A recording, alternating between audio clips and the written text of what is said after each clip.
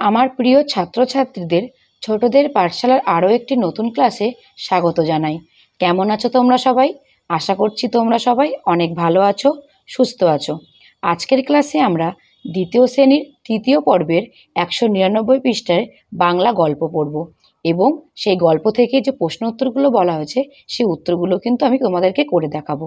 তাহলে চলো দেখে নিই গল্পের নাম কি এবং গল্পটি কি বলা হয়েছে। দেখো, গল্পের নাম বিশ্বজয়ী বিবেকানন্দ। গল্পের নাম বিশ্বজয়ী বিবেকানন্দ। আজ আমরা বিবেকানন্দ সম্বন্ধে জানব এই গল্পের মাধ্যমে। দেখো, বলছে ভূগোলের ক্লাস। শিক্ষক মশাই একটি প্রশ্ন করেছেন নরেনকে। উত্তর শুনে বললেন ভুল হয়েছে। তখনকার স্কুল শিক্ষকদের মধ্যে চল ছিল ছাত্রদের শাস্তি দিতে গায়ে হাত তোলার। ছাত্র নরেনকে ভুল উত্তর দেবার জন্য মারলেন তিনি।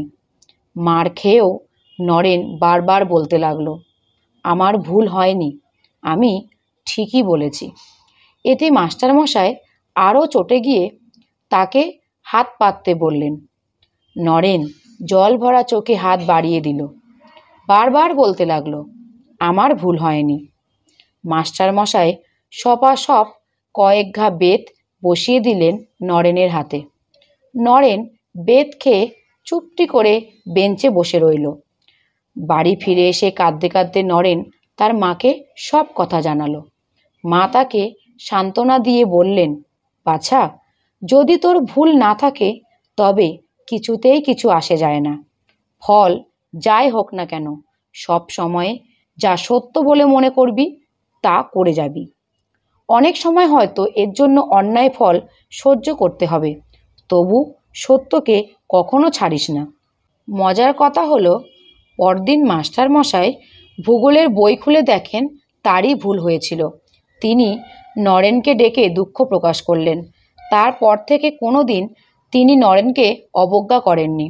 এই নরেনকে, পোশাকি নাম নরেন্দ্রনাথ দত্ত। সারা বিশ্ব তাকে চেনে স্বামীজি হিসাবে, স্বামী বিবেকানন্দ। সত্য থেকে কোনোদিন তিনি ভ্রষ্ট হননি। সারা পৃথিবীকে দেখিয়েছেন মানব মুক্তি আর সেবাব্রতের পথ। স্বদেশকে তিনি মায়ের মতো ভালোবাসতেন। দেখো, পরের পৃষ্ঠায় কিছু শব্দার্থ এখানে পড়তে বলা হয়েছে। প্রথমে আমরা শব্দার্থগুলো পড়ে নিই, তারপর আমি তোমাদের প্রশ্নের উত্তরগুলো করে দেখাবো। দেখো, প্রথমে বলেছে সান্ত্বনা, অর্থাৎ আশা দিয়ে শান্ত করা। অবজ্ঞা, অবহেলা। বিশ্ব মানে পৃথিবী। ভ্রষ্ট মানে পতিত বা বিচ্ছিন্ন। সেবাব্রত, জনগণের মঙ্গল সাধনা। স্বদেশ অর্থাৎ নিজের দেশ। এবার আমি তোমাদের প্রশ্নের উত্তরগুলো পড়ে শোনাবো। আমি তোমাদের জন্য উত্তরগুলো খাতাতে লিখে রেখেছি। আমি তোমাদের পড়ে শোনাচ্ছি, তোমরা খুব মনোযোগ দিয়ে শোনো এবং পারলে খাতাতে লিখে নাও। আর গল্পগুলো খুব ভালোভাবেই বাড়িতে পড়বে, তাহলে প্রশ্ন উত্তরগুলো খুব সহজেই করতে পারবে। দেখো, প্রথম প্রশ্ন এখানে বলেছে স্কুলে কিসের ক্লাস চলছিল। স্কুলে কিসের ক্লাস চলছিল? দেখো, আমরা প্রথমেই পড়েছি স্কুলে ভূগোলের ক্লাস চলছিল। স্কুলে কিসের ক্লাস চলছিল? ভূগোলের ক্লাস। পুরো বাক্যে কিন্তু এখানে উত্তর দিতে হবে। দেখো, তার পরের প্রশ্ন বলেছে নরেনের উত্তর শুনে শিক্ষক মশাই কি বললেন। নরেনের উত্তর শুনে শিক্ষক মশাই বললেন উত্তরটি ভুল হয়েছে। প্রশ্ন বলেছে আমাদেরকে নরেনের উত্তর শুনে শিক্ষক মশাই কি বললেন। উত্তর হবে নরেনের উত্তর শুনে শিক্ষক মশাই বললেন উত্তরটি ভুল হয়েছে। 3 নম্বর প্রশ্ন, নরেনকে শাস্তি পেতে হলো কেন? কারণ নরেনের উত্তর ভুল হওয়ায় তাকে শাস্তি পেতে হলো।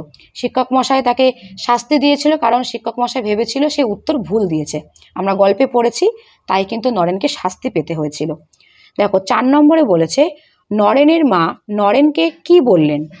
নরেনের মা নরেনকে বললেন, বাছা, যদি তোর ভুল না থাকে তবে কিছুতেই কিছু আসে যায় না। নরেনের মা নরেনকে এই কথা কিন্তু বলেছিল। 5 নম্বর প্রশ্ন, শেষে মাস্টারমশাই দুঃখ প্রকাশ করলেন কেন? কারণ মাস্টারমশাই ভূগোলের বই খুলে দেখেন তারই ভুল হয়েছিল, তাই তিনি দুঃখ প্রকাশ করলেন। শেষে মাস্টারমশাই দুঃখ প্রকাশ করলেন কেন? কারণ মাস্টারমশাই ভূগোলের বই খুলে দেখেন তারই ভুল হয়েছিল, তাই তিনি দুঃখ প্রকাশ করলেন। শেষ প্রশ্ন, ছোটবেলার নরেন বড় হয়ে কি নামে পরিচিত হলেন? ছোটবেলার নরেন বড় হয়ে স্বামী বিবেকানন্দ নামে পরিচিত হলেন। ছোটবেলার নরেন বড় হয়ে কি নামে পরিচিত হলেন? ছোটবেলার নরেন বড় হয়ে স্বামী বিবেকানন্দ নামে পরিচিত হলেন। দেখো 2 নম্বরে বলেছে ঘটনাগুলি সাজিয়ে লিখি। প্রথমে আমরা ঘটনাগুলি জেনে নিই কোন কোন ঘটনা এখানে বলা হয়েছে, তারপর আমি তোমাদের পয়েন্টিংয়ের মাধ্যমে উত্তর করে বলছি। দেখো এখানে বলেছে স্কুলে চলছিল ভূগোলের ক্লাস, 1 নম্বরে বলেছে। 2 নম্বরে বলেছে উত্তর শুনে বললেন ভুল হয়েছে। 3 নম্বর বলেছে মাস্টারমশাই সপাসপ কয়েক ঘা বেত বসিয়ে দিলেন নরেনের হাতে। 4 নম্বর বলেছে শিক্ষক মশাই একটি প্রশ্ন করেছেন নরেনকে। তারপরে 5 নম্বরে বলেছে মাস্টার মশাই ভূগোলের বই খুলে দেখেন তারই ভুল হয়েছিল। 6 নম্বরে নরেন বারবার বলতে লাগলো আমার ভুল হয়নি, আমি ঠিকই বলেছি। আর 7 নম্বরে বলেছে মা তাকে সান্ত্বনা দিয়ে বললেন বাছা, যদি তোর ভুল না থাকে তবে কিছুতেই কিছু আসে যায় না। এবার আমাদের এই বাক্যগুলিকে সাজিয়ে লিখতে হবে, অর্থাৎ কোন বাক্যটি আগে হবে কোন বাক্যটি পরে হবে সেটা আমি তোমাদেরকে পয়েন্টিংয়ের মাধ্যমে করে দেখাচ্ছি। দেখো এখানে বলছে স্কুলে চলছিল ভূগোলের ক্লাস, এটা হবে 1 নম্বর। দেখো পাশে 1 নম্বর দেওয়া আছে। উত্তর শুনে বললেন ভুল হয়েছে, এটা হবে 3 নম্বর। মাস্টারমশাই সপাসপ কয়েক ঘা বেত বসিয়ে দিলেন নরেনের হাতে, এটা হবে 5 নম্বর। দেখো তারপরে বলেছে শিক্ষক মশাই একটি প্রশ্ন করেছেন নরেনকে। শিক্ষক মশাই একটি প্রশ্ন করেছেন নরেনকে, এটি হবে 2 নম্বর। মাস্টার মশাই ভূগোলের বই খুলে দেখেন তারই ভুল হয়েছে, এটি হবে 7 নম্বর। নরেন বারবার বলতে লাগলো আমার ভুল হয়নি, আমি ঠিকই বলেছি, এটি হবে 4 নম্বর। মা তাকে সান্ত্বনা দিয়ে বললেন বাছা, যদি তোর ভুল না থাকে তবে কিছুতেই কিছু আসে যায় না, এটি হবে 6 নম্বর। বোঝা গেল?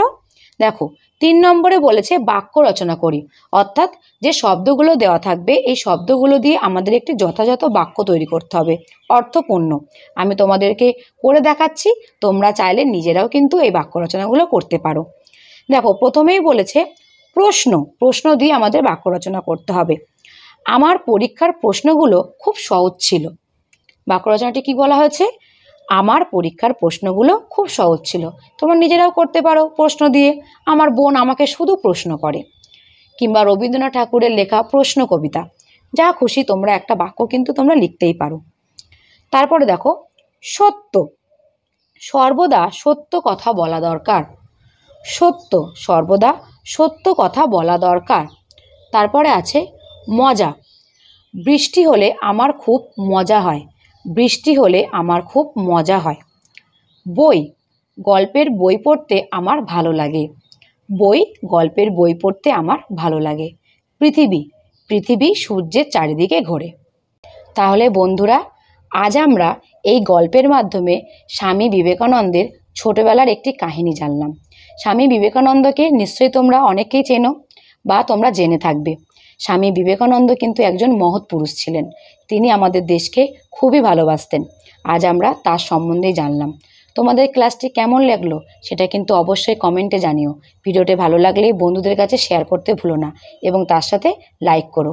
আর এখনও যারা চ্যানেলটি সাবস্ক্রাইব করোনি তারা ছোটদের পাঠশালা চ্যানেলটি সাবস্ক্রাইব করে নাও এবং তার পাশে থাকা বেল আইকনটিও ক্লিক করে নাও, তাহলে যখনই কিন্তু ভিডিও আপলোড করা হবে তার নোটিফিকেশান তোমরা পেয়ে যাবে।